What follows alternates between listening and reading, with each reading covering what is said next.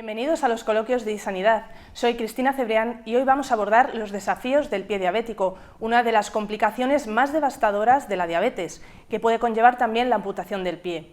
Para hablar de este asunto contamos con tres especialistas en el área. En primer lugar tenemos al doctor José Luis Lázaro, él es jefe de la unidad de pie diabético y director del Grupo de Investigación de Pie Diabético en la Universidad Complutense de Madrid. A su lado tenemos a la doctora Sandra Redondo, cirujana vascular en el Hospital Ruber Internacional. Y contamos también con Antonio Lavado, él es miembro de la Junta Directiva y secretario en funciones de la Federación Española de Diabetes. También es presidente de la Federación de Asociaciones de Pacientes con Diabetes en Extremadura. Bienvenidos a todos, muchas gracias por estar aquí. Gracias. Y bueno, empezamos sin más. La incidencia del pie diabético en España se sitúa en torno al 4% de los pacientes con diabetes. No sé, en este sentido, ¿qué medidas faltan por aplicar, medidas concretas en el sistema para alcanzar un adecuado abordaje de pie diabético? Empezamos, si quieres, por el doctor José Luis. Gracias, Cristina. Bueno, a mí me gustaría sobre todo señalar que estamos hablando de muchísimos pacientes o muchísimas personas con diabetes en España, porque un 4%, si estamos hablando que la prevalencia de la diabetes en España está en torno a mayores de 18 años, en torno al 10%, estamos hablando de muchísimos miles de pacientes que sufren este problema. Yo creo que aquí tenemos un problema básico de concienciación, es decir, de visibilidad, probablemente porque entendemos que esto es algo que afecta solo a un grupo muy reducido de personas, cuando son muchos los pacientes que se afectan de esta complicación, y probablemente también porque los propios pacientes lo ven como algo muy lejano y una complicación que nunca les va a ocurrir, y esto hace que no se ponga el foco en algo que tiene una importancia, bajo mi punto de vista, capital. Por lo tanto, yo creo que es muy importante aumentar la concienciación y os agradezco mucho que habéis elegido este tema de hablar hoy aquí del pie diabético. Fenomenal. Sandra, en tu caso, ¿cómo ves? Pues yo creo que un punto importante en el que debemos de incidir es la multidisciplinaridad que deben de tener todos los centros o todos los servicios o centros de salud, ¿no? Para abordar esta patología tan complicada, ¿no? Y el sistema sanitario pues debería de tener un equipo de profesionales formados en diferentes disciplinas para abordar este tipo de patologías, porque realmente el pie diabético, aunque la prevalencia es elevada, como bien dice José Luis, es una patología que entra dentro de un cajón desastre que, dependiendo del área, dependiendo del hospital, del centro de salud, pues es tratada por diferentes especialistas, ya sea endocrinos, dermatólogos, atención primaria, cirujanos vasculares, y yo creo que es muy importante incidir en que debe de ser un tratamiento multidisciplinar. ¿Y Antonio, como pacientes? A ver, yo creo que aquí en España necesitamos crear unidades del pie diabético en todas las comunidades autonómicas. No es normal ni justo que en unas comunidades haya 14, 15 unidades del pie diabético y en otras no tengamos ninguna, como por ejemplo Extremadura.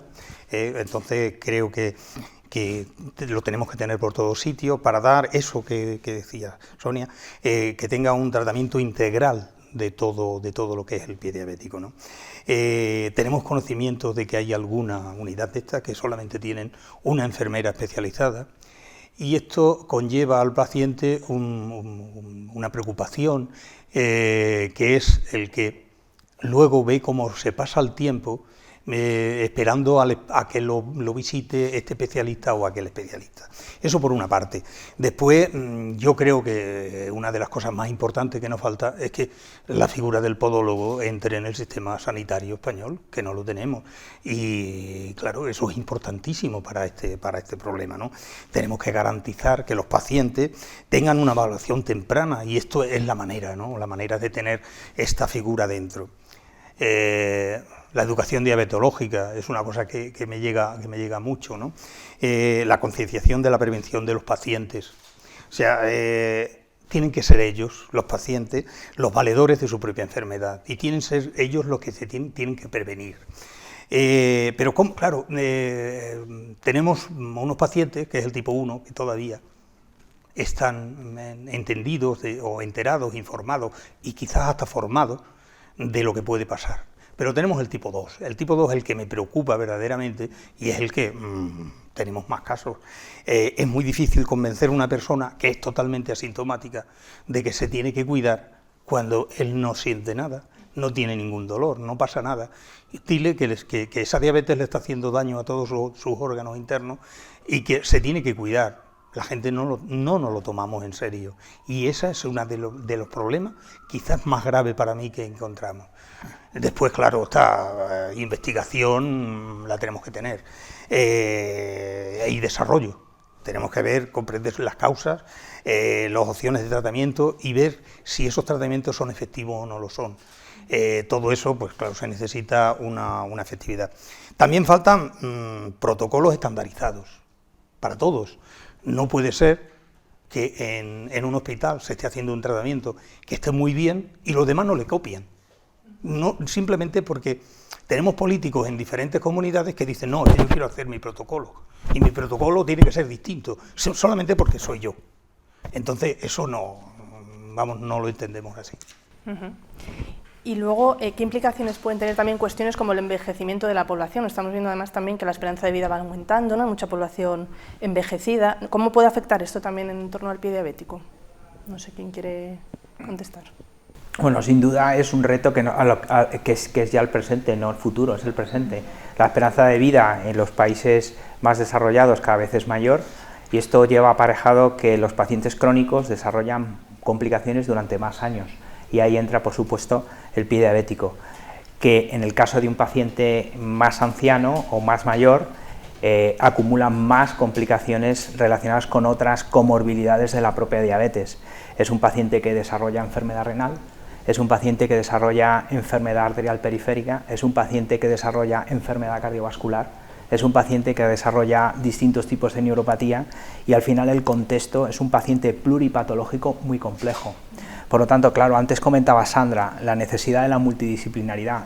Es que es un paciente que necesita de una coordinación de muchos especialistas, porque aunque al paciente le salga una ulcerita en el dedito, que como siempre digo es el problema de minimizar el pie diabético, es pensar que es una herida y nada más, el problema es que esa úlcera que le sale al paciente en el dedo, el pronóstico va a depender de su estado cardiovascular, de su estado de perfusión arterial en miembros inferiores, de su estado renal, de su estado metabólico, y si todo eso no se coordina, por mucho que haya una enfermera muy voluntariosa intentando tratar esa úlcera, ese paciente al final, por desgracia, está abocado a una amputación, y lo que es más, puede incluso perder la vida a consecuencia de ese proceso. Entonces, ese es el problema fundamental que yo veo, es decir, el paciente cada vez es más frágil, el contexto del paciente cada vez es más complicado, cada vez nos encontramos pacientes más isquémicos.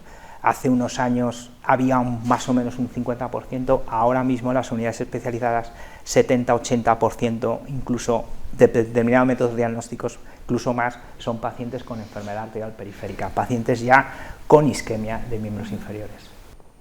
Sandra, ¿no estás de acuerdo? Y no olvidemos luego la carga asistencial que provoca el envejecimiento de la población, ¿no?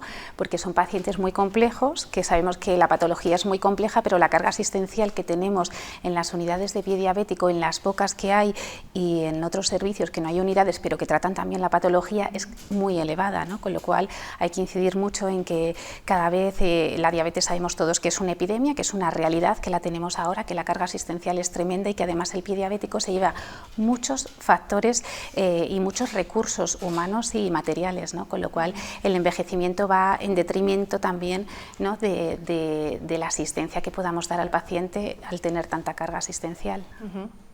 Por lo que estáis comentando, se ve mucha heterogeneidad, ¿no? En el abordaje del pie diabético, y luego también, pues eso, hay mucha variabilidad de resultados entre hospitales, entre centros sanitarios y ya entre comunidades autónomas. No sé, en este sentido, ¿cómo ayudaría poder establecer un plan estratégico, pues, para mejorar eso, la prevención, el diagnóstico, el tratamiento de estos pacientes? Yo creo que eso es básico. El problema es que si el plan estratégico lo hacen expertos no expertos, pues creo que hay un anuncio en televisión que se llama El viejo no viejo o Lo nuevo no nuevo, y aquí el problema que tenemos en España es que, como antes ha comentado él, por temas eminentemente políticos, a veces son expertos no expertos en la patología los que desarrollan los planes estratégicos.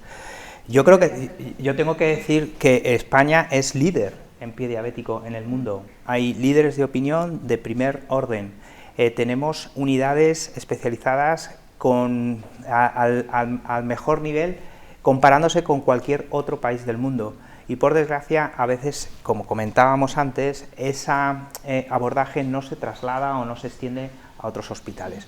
El problema básicamente es de tomarse en serio la patología. Yo no me imagino un oncólogo tratando al albur de su decisión un determinado tipo de cáncer porque piense que eso es lo que el paciente le va a venir bien.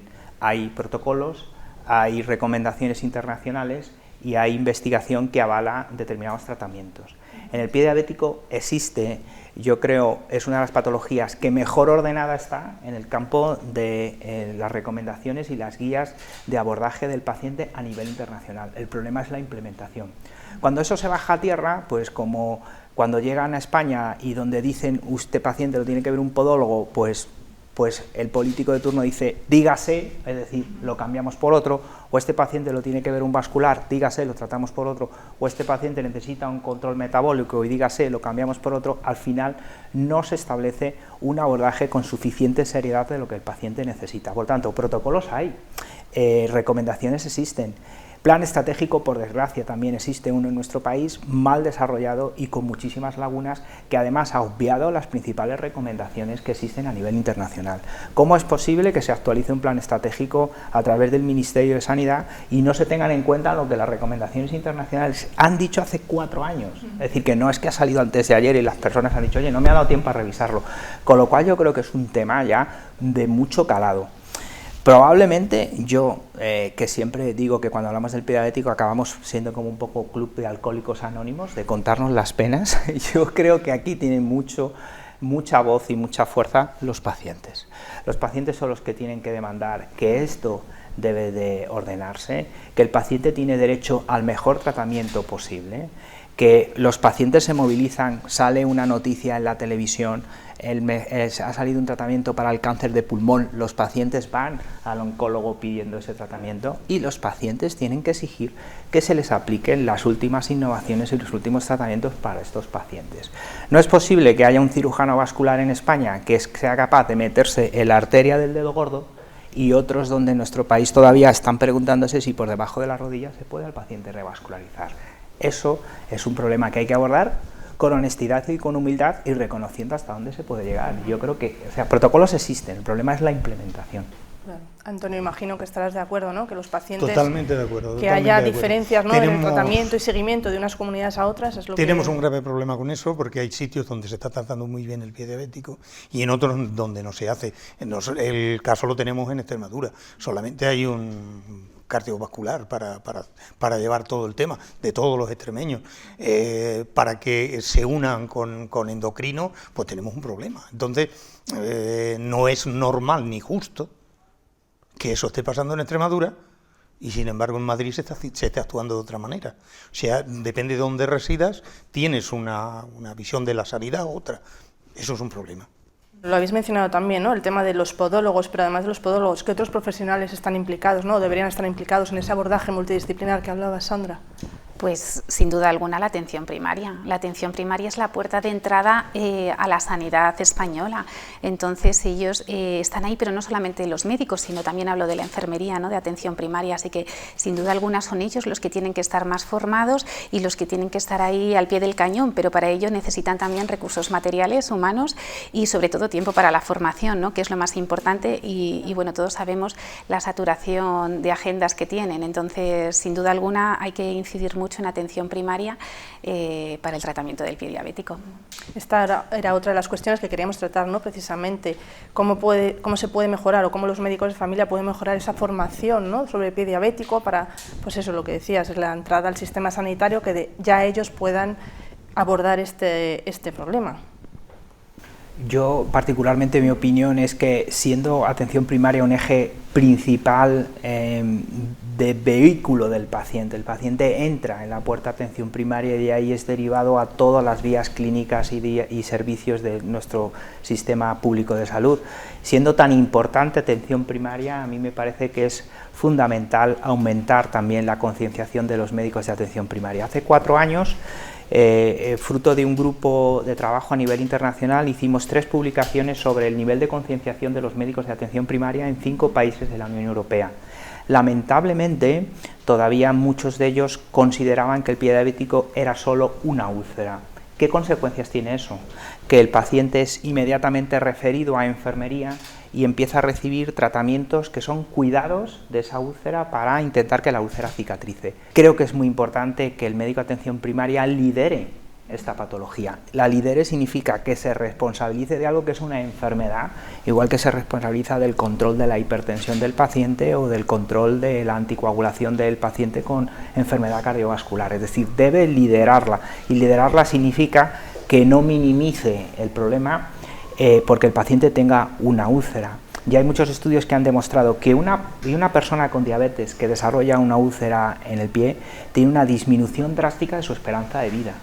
Con lo cual significa, ¿qué es lo que más nos asusta cuando estamos enfermos? Que lleguemos al médico y nos digan, mire usted, lamentablemente esta enfermedad se asocia con un determinado porcentaje de mortalidad. Bueno, pues por desgracia, las personas con diabetes que desarrollan una úlcera en sus pies tienen una disminución drástica de su esperanza de vida. ¿Cómo se puede revertir esto? Con un buen abordaje desde el comienzo de la lesión. Y estos pacientes se tiran en primaria mucho tiempo, son referidos de forma tardía, hay diagnósticos también muy retrasados, como por ejemplo de la isquemia o de la infección ósea, y eso es debido a que existe falta de formación y de concienciación. Yo creo que la concienciación es la parte más importante. No creo que nadie se inhiba de la responsabilidad de un paciente, pero a veces esto, de forma, digamos, un poco impersonal o involuntaria, podemos pensar que esto simplemente es una, como dice la gente, una llaguita, una ampollita o una ulcerita que le sale al paciente y que poniéndole 4 o 5, entre comillas, mal llamados parches, ese paciente va a cerrar. Por lo tanto, básico es que esa atención primaria lidere esta patología. El problema es que a veces estos médicos de atención primaria no se acercan a la patología porque no se sienten bien recogidos, es decir, piensan que, hombre, nos han excluido del problema o nos han excluido de la solución, y luego, por otra parte, no identifiquen el rol tan importante que tienen desde el principio. Y yo creo que eso es clave, porque cuando a uno le dicen, mire usted, si usted tiene o toma esta responsabilidad con este paciente, el resultado cambia. Entonces, a lo mejor, esa sería la forma un poco de redirigir cómo se trata a este paciente en primaria. Y Antonio, como pacientes desde la Federación también, ¿cómo vivís esto? A ver, yo lo que veo aquí es que la diabetes, que es la principal patología del pie diabético, está tratada en un 90 o 90 y tantos % por atención primaria.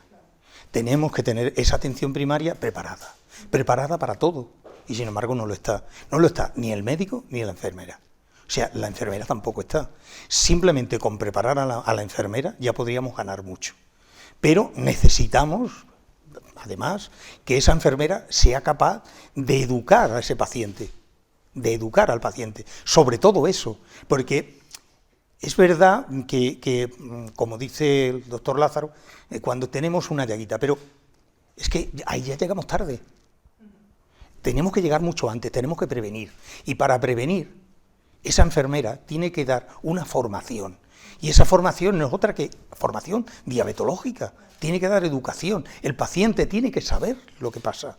Y no lo sabe. Actualmente el paciente que sabe qué es lo que está pasando es el que se está acercando a las asociaciones, pero no el que tiene una visita médica a primaria. Ese no se entera de nada. Eso también es importante, ¿no? Lo que se suele llamar el paciente experto, que él mismo conozca los síntomas, que pueda acudir a tiempo, ¿no? También al sistema sanitario. Y luego, Antonio, también al principio de la intervención has hablado de las unidades de pie diabético. No sé cómo está un poco esta situación en España, reclamabas más, ¿verdad? Yo lo que he visto es que hay, bueno, pues hay sitios donde están muy bien y hay sitios donde están muy mal. Madrid, por ejemplo, está muy bien, me parece que son 13 o 14 unidades. Cataluña está muy bien, también con una cantidad parecida. Sin embargo, tenemos otras, como por ejemplo Extremadura, que no hay ninguna. Que cuando yo voy a hablar, hace poco tiempo que estuve hablando con el consejero, me dicen que no tienen ni idea de cómo montarlo, pero que les gustaría montarlo, pero que no, bueno, que están ahí, que tienen problemas con el cirujano cardiovascular y que bueno, que... Entonces, pues bueno, lo que vemos es que depende de dónde, de tu código postal, pues estás recibiendo una sanidad o estás recibiendo otra. Y eso lo creo que es una falta de igualdad y de equidad entre todos los españoles que no debería existir, porque para cobrar impuestos nos cobran a todos por igual, ¿eh? O sea, no necesariamente le cobran más al que vive en Madrid. O sea, pues yo creo que los servicios tendrían que estar igualados para todos, ¿no? Y esto el problema lo tenemos desde que se montaron las comunidades autonómicas y se les pasó la sanidad. Yo creo que eso fue un paso atrás precisamente, porque ahora el Ministerio no controla nada o controla muy poco y son las comunidades autonómicas las que dicen por qué camino llevar. Y en este camino, por ejemplo, y siendo una, creo, no sé, corrígeme, Lázaro, si no es verdad, pero me parece que es una de las comunidades con más problemas, Andalucía y Extremadura, y sin embargo que aquí pues no tengamos ninguna. En Andalucía sí que creo que hay 5 unidades de pie diabético, pero en Extremadura no hay ninguna. Entonces... Sandra y José Luis, no sé cómo veis, cómo ayudaría y qué ventajas tendría que tener una mayor red de unidades de pie diabético en España. Claramente una distribución heterogénea entre comunidades autónomas e incluso dentro de las propias comunidades autónomas. Y no garantiza una atención equitativa, que haya una unidad de pie diabético en una comunidad autónoma, sino que se cubra la demanda que esta patología genera. Es decir, lo que no se puede obtener es un resultado distinto, que todavía incluso si cabe es más injusto entre un hospital que está uno enfrente del otro, dependiendo de que uno tenga otra unidad, y sobre todo si no hay un circuito que puedan compartir pacientes y puedan derivar, como existen con otras patologías donde hay unidades de referencia a nivel regional. Por lo tanto, es un problema de organización, está claro. El problema es de la multidisciplinaridad, el problema es de la integración de la podología, que no existe.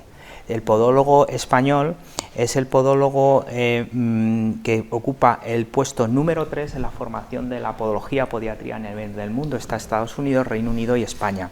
En Estados Unidos el sistema sanitario es radicalmente distinto al español porque es fundamentalmente privado, pero en Reino Unido el podólogo está plenamente integrado en el sistema público de salud desde atención primaria, nivel intermedio y hospitales terciarios. Aquí el problema que tenemos es que, aunque haya voluntad de crear esas unidades de pie diabético, siempre el escollo es, ¿y el podólogo cómo lo contrato? ¿Cómo lo incluyo dentro del personal estatutario del sistema sanitario? Y es un problema todavía no resuelto, por desgracia, en muchísimas comunidades. Ahora aquí en la Comunidad de Madrid estamos en un proceso de intentar solucionarlo, pero nunca se llega a concluir. Yo creo que al final esa inequidad, lógicamente, va en contra de los resultados esperados, es decir, los pacientes se siguen amputando, los pacientes se siguen muriendo, las úlceras siguen tardando muchísimo tiempo en cerrar, lo cual cuesta muchísimo dinero a nuestro sistema público de salud y sobre todo invirtiendo a veces en recursos que no solucionan el problema. Porque si tú a un paciente le estás poniendo el mejor tratamiento local del mundo, pero es isquémico, pues no va a cerrar nunca. Y eso está pasando en muchos centros de salud, donde se colocan a pacientes apósitos que valen 10-15 euros por unidad, y ese apósito se utiliza 2 o 3 veces a la semana durante 10 meses, para después, a los 10 meses, darse cuenta que el paciente tiene una isquemia. Entonces, si multiplica simplemente el coste del tratamiento, más el coste del personal de enfermería, más el tiempo de desplazamiento si ese paciente le han puesto un transporte sanitario no urgente, esto es un montón de dinero que se está tirando a la basura y que no sirve para nada. Por lo tanto, yo creo que al final el tema de estructura y de organización es algo que hay que acometer. Las unidades existen, están mal distribuidas, no una comunidad por tener unidad está exenta de problemas, hay que organizar cómo se hace la derivación y las conexiones entre los niveles asistenciales también es importante. Sandra, no sé si estás de acuerdo, y luego también cómo os llega a vosotros el paciente. Claro, después de estas complicaciones supongo que es empezar otra vez de cero con el paciente, tratamiento... Claro, es lo que iba a comentar, que yo que trabajo en una unidad no es la panacea, porque son tantos los pacientes, la carga asistencial es tan grande que muchas veces no les puedes ofertar el mejor tratamiento, con lo cual hay que incidir muchísimo que haya multitud de unidades, como por ejemplo Extremadura, Andalucía, porque los pacientes te llegan de todas las partes de España, ¿no? Pero llegan tarde, como bien dice José Luis, y mal.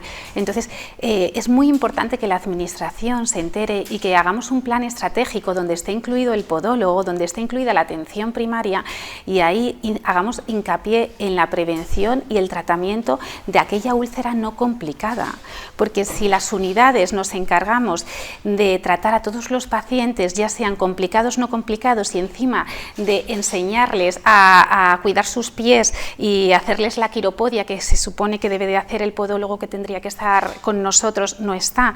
Quiero decir, no abarcamos no abarcamos, entonces nos limitamos a tratar aquellos casos con peor pronóstico, ¿no?, para intentar salvar la extremidad, pero al final estamos trabajando en primera línea de batalla y lo que tenemos que intentar es trabajar al revés, ¿no? Tenemos que incidir en atención primaria, tenemos que incidir que los podólogos estén en la sanidad pública, tenemos que incidir en la formación de atención primaria, en la formación del paciente, porque necesitamos muchas unidades, pero no solamente unidades de un tercer nivel en hospitales, necesitamos unidades preventivas, unidades de seguimiento. Nadie es, o sea, seguro que los neurólogos, si me están escuchando hablar, ellos tratan en la unidad de ictus el ictus en el momento agudo, pero no hacen las revisiones, es imposible, porque si yo me dedico a hacer las revisiones de ese paciente, al final no puedo tratar la patología aguda, ¿no? Con lo cual es muy importante incidir en la formación, y para eso la Administración se debe de ver implicada en que nos dé tiempo para la formación, porque en atención primaria, que seguro que nos están escuchando también, en atención primaria dirán, pero ¿dónde meto yo ese pie diabético? ¿Dónde lo meto? ¿No? Con lo cual necesitarán una consulta de alta resolución, como creamos en mi hospital en un determinado momento en endocrinología, que es una consulta de alta resolución de pie diabético, y entonces ahí van los pies diabéticos, pero no los pies diabéticos agudos, que ya los vimos nosotros, pero si a mí me llegan todos, o quién se encarga de ese paciente que yo ya he revascularizado y que la podóloga ha hecho una cirugía de descarga y demás y que tiene la descarga, ¿quién se encarga de ver ese paciente semanalmente? Yo no puedo ver esos pacientes semanalmente, ¿me explico? Con lo cual aquí mucho trabajo que hacer. Efectivamente hemos avanzado mucho en la patología de pie diabético, afortunadamente ya tenemos coloquios como esto que nos dan una visibilidad y es de agradecer, de verdad, Cristina, pero necesitamos incidir mucho en la prevención y en aquellas úlceras que no están complicadas, y para eso necesitamos formación, y la Administración nos tiene que dar esa formación y tiempo, ¿no?, a los profesionales.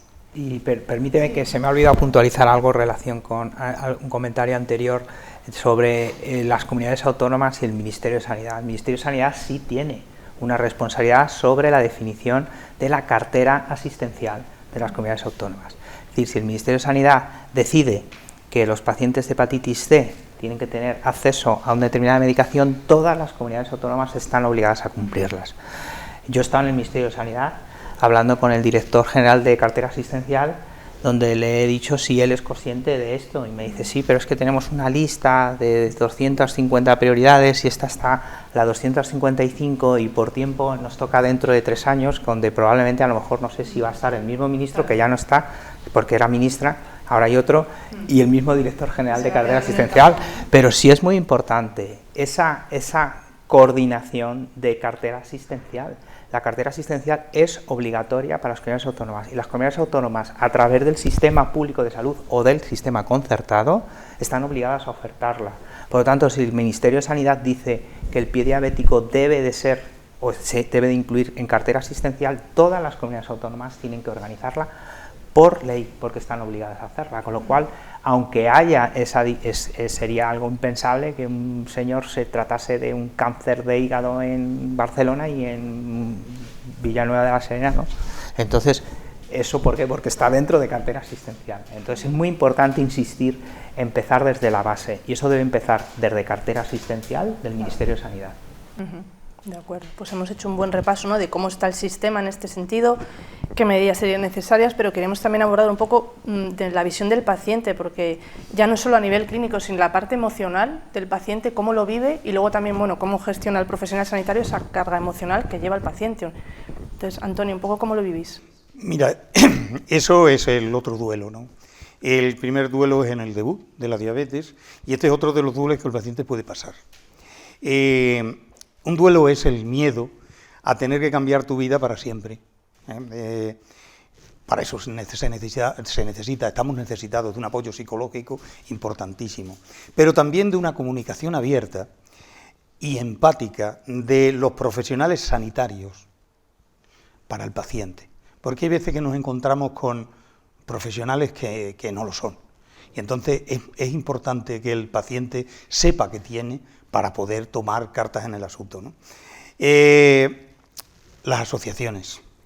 Esto es una cosa que le iría muy bien, donde seguro que van a conocer otros pacientes con unos problemas similares, que ya han tenido esa experiencia y que le van a ayudar bastante bien. Además de eso, en las asociaciones tenemos psicología gratuita. sea que le estamos ofertando ese servicio sin tener que pasar por el sistema. En cierta manera, lo que intentamos hacer es hacerles ver que puede haber cierta calidad de vida detrás de una amputación. La parte profesional, ¿cómo gestionáis también un poco, ¿no? este aspecto más emocional con el paciente, cuando hay que dar noticias, un poco cómo lo vivís? Bueno, yo creo que aquí hay dos cosas. La empatía que él comunicaba del personal sanitario, que es lo que más el paciente estima. Yo creo que cuando el paciente está más agradecido es cuando eres cercano y te acercas a su padecimiento, mucho más que si eres resolutivo, y a veces eso compensa el que a veces hay situaciones que no se pueden resolver, ¿no? Eso es muy importante porque es la parte de la humanización, y ese concepto de humanización de la salud yo creo que es algo que es importante seguir apostando por ello. Pero hay otra cosa que es muy importante, que es que no nos olvidemos de cómo afecta a estos pacientes en su calidad de vida el pie diabético. Y esto es algo que solamente se mide en determinadas situaciones, por ejemplo, cuando se está haciendo un ensayo clínico o cuando se está haciendo una determinada investigación, porque se quiere medir cómo un tratamiento influye en la calidad de vida del paciente, pero debería ser un marcador, un indicador que debíamos de tener implícito en nuestra práctica asistencial diaria. No solamente decir cuántos pacientes se han amputado, cuántos se han revascularizado, cuántas úlceras se han cicatrizado, cuántos pacientes se han reulcerado, sino cómo he mejorado la calidad de vida de mis pacientes. Y eso es acercarse más a ellos, porque la calidad de vida influye al rol psicológico, al rol físico, al rol emocional, al rol funcional, es decir, existe distintas dimensiones donde un paciente le afecta su calidad de vida, y sería para nosotros muchísimo más importante entender cómo esta patología afecta al paciente, porque a veces a mí me sorprendió mucho. Yo llevo muchos años dedicándome al pie diabético, pero a consecuencia de que tenía que hablar de un determinado tema en un congreso, me actualicé sobre un tema de calidad de vida, porque yo siempre decía, no, el paciente con pie diabético no tiene dolor porque tiene neuropatía. Cuando vas a los estudios de calidad de vida te das cuenta de que los pacientes con pie diabético tienen dolor. Dolor neuropático, dolor isquémico, dolor por pie de Charcot, dolor nocturno, y tú tienes en la cabeza que ese paciente no le duele nada y a lo mejor no le estás preguntando si tiene dolor. Por lo tanto, eso a mí me parece fundamental, meter o incluir como indicadores de nuestros tratamientos, es decir, no solamente cuando hablamos de eficacia y efectividad, indicadores de calidad de vida. Y esto debería también incluirse en ese seguimiento del que hablaba Sandra, ¿no? A lo mejor tener en cuenta también cómo se encuentra el paciente y cómo está afectando a su calidad de vida. Exacto, están muy afectados y esa es la realidad, pero es verdad que el manejo de la parte psicológica es muy complicado desde las unidades, o sea, sí que tienen que, les apoyamos para que busquen apoyo psicológico, pero efectivamente es un daño tremendo porque se les queda miedo. Cuando salvas la extremidad ellos piensan que les va a volver a pasar muchas veces, por mucho que les formes y les expliques, y entonces tienen un duelo, como bien dice Antonio, que hay que pasarlo, ¿no? Y para eso necesitamos profesionales también que les ayuden a pasarlo.